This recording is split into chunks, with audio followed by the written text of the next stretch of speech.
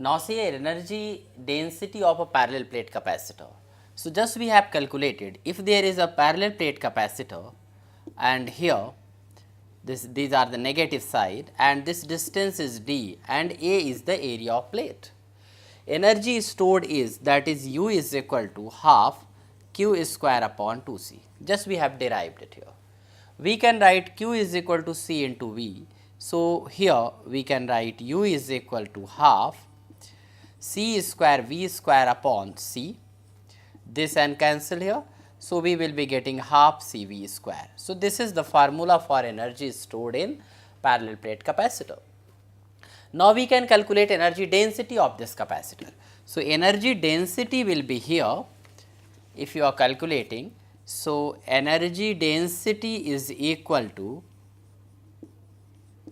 half CV square energy of capacitor divided by volume A into D.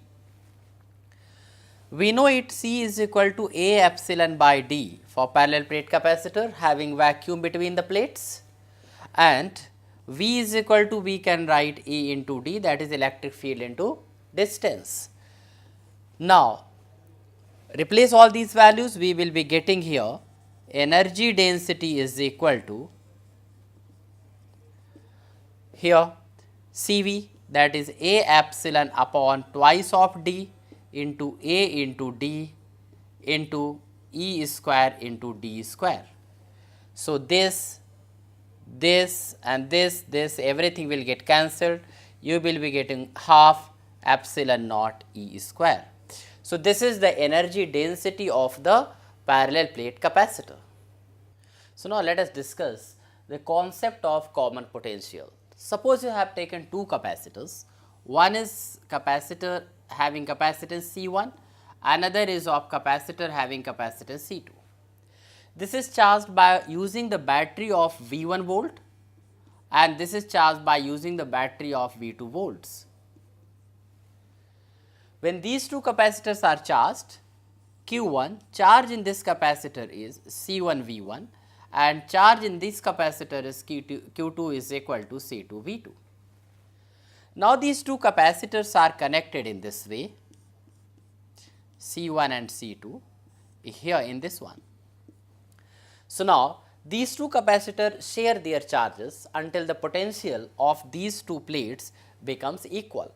It means these positive plates will attain common potential, till that sharing of the charges takes place. Let common potential will be here V volt.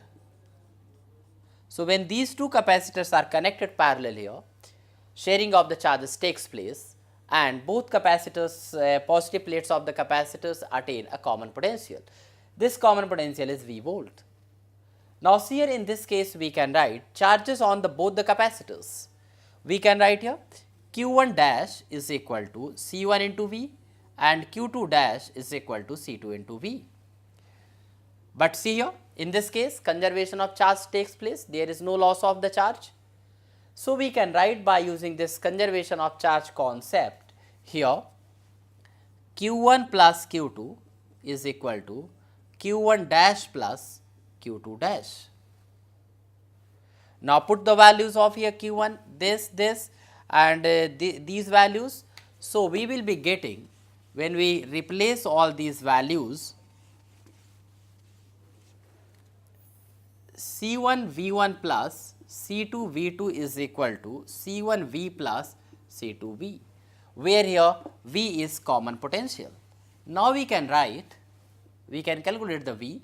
V is equal to C1 V1 plus C2 V2 upon C1 plus C2. So this is the expression for the common potential.